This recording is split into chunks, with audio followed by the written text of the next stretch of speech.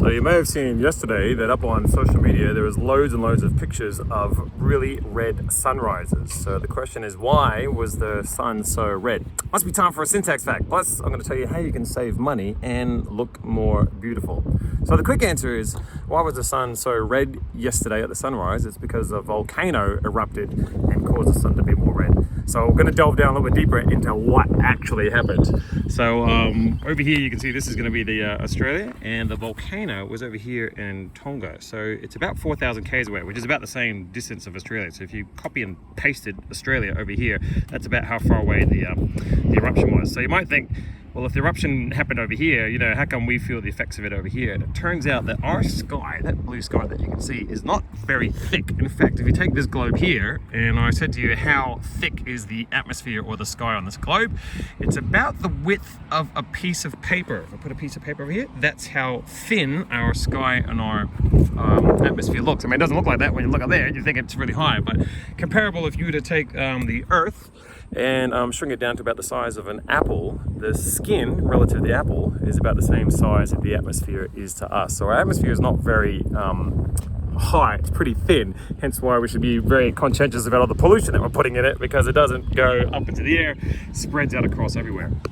So that's kind of what's happening there. Then the next bit to have a look at is the sun. You know, what color is the sun? Well, the sun is white, just like the stars that you see at nighttime. I know if I probably gave you pen and paper and said, can you draw the sun? You may draw the color yellow, but the sun is actually white. So when the sun is white and shining straight down, it does have to come through a little bit of atmosphere. And what happens is the sun is made up of all these different colored lights. It's made of the rainbow, right? Roy G. Biv, red, orange, yellow, green, blue, indigo, violet. Don't worry so much about indigo. That was Isaac Newton. It was just, I don't know, thought that the number 7 was very important. So he tried to jam in 7 colors into the rainbow, but you don't have to really worry about indigo. Interesting facts about rainbow. If ever you see a rainbow, it means the sun is behind you. And if you ever get a double rainbow, one of the rainbows will be reversed. It'll be the upside down version of the first one. Anyway, going into the white light, which is made up of rainbows. So as the sun comes down and hits us, we've got the ozone layer is going to protect some of the blue light as it comes through. So we still get blue light, but we lose a bit of it. And that's if the sun is kind of coming straight down over the top of Australia like that. But if we start to rotate around, and now you got the side of Australia and the sun's over there, so the sun's kind of coming on a bit of an angle, instead of like straight above us, it's kind of coming on an angle like this, it goes through a bit more of the atmosphere. And what happens is the lights that's down this way have a lower wavelength, so they're kind of traveling a bit faster, going tick, tick, tick, tick. And the red ones down here have got a bigger wavelength, so they're a bit they're a bit slower. So the ones with a smaller wavelength, they hit all these particles in the atmosphere and it disperses and scatters them. So that's what gives us this blue sky. It's because all the blue light is breaking off and scattering into the sky, and it shifts our rainbow of light, it shifts it going towards the red. So then as the sun over here gets a little bit further along in its sun setting, then of course it's got to get through more atmosphere, so there's more particles in the way to scatter more of that wavelength. So we start to lose some of these lights, and that's why you'll get the sun will start to drift to yellow. And then as the sun comes down even further and has to cut through more layers of atmosphere, then it's going to lose more of those wavelengths, and we start to get to an orange light, orange sunset. And then of course if the sun's right down on the surface and you've got a lot of pollution or something in the air, it breaks up more of those wavelengths, and you end up with just the bright red sun. So that's kind of what's really been happening to cause that bright red sunlight.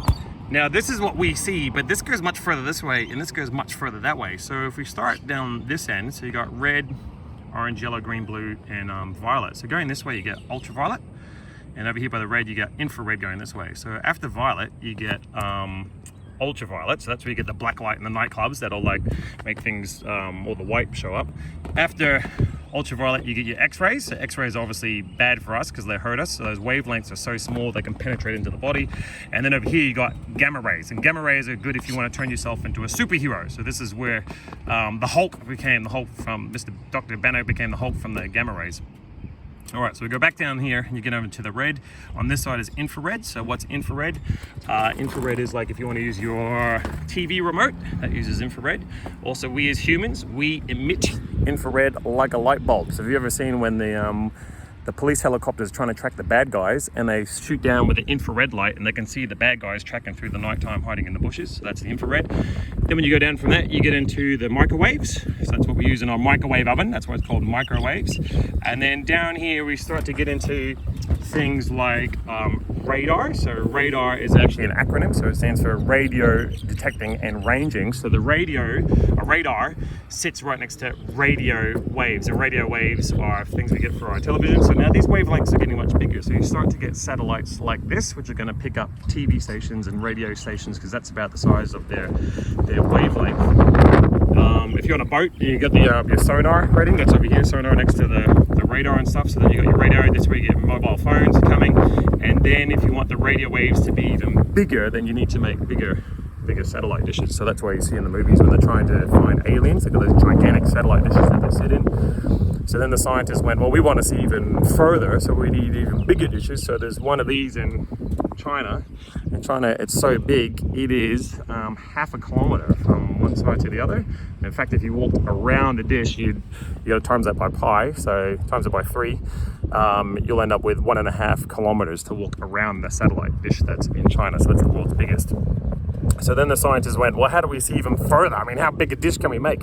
So then they realized, well, the Earth actually orbits around the sun. So what we can do is we can have a satellite dish take a measurement here, and then as we orbit 6 months later on the other side of the sun, we can take another reading over there, and now we can get the wavelengths that are as big as the Earth's orbit. So that's how we can see a little bit further.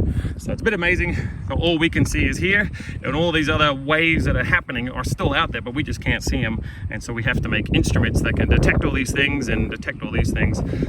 But that is why the volcano that erupted over this way, 4,000 kilometers away, ended up causing bright red sunrises for us here in Cairns. So there you go, a bit of information about colors and syntax facts. Oh yeah, and how can you say more beautiful? Okay, so you can go and pay for red light therapy, and you can spend like hundreds or thousands of dollars.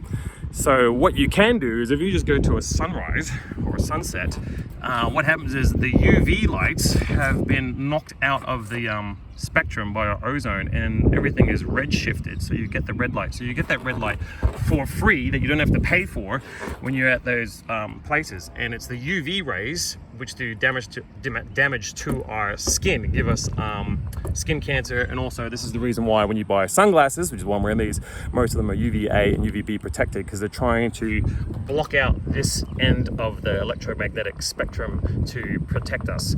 And so by going at sunrise or sunset, you knock a lot of these lights out, you only get the red light, and the red light is supposed to make you look more beautiful and more rejuvenated, and you don't have to pay hundreds or thousands of dollars to go to the therapy. Just do it there naturally when the sun sets. There we go.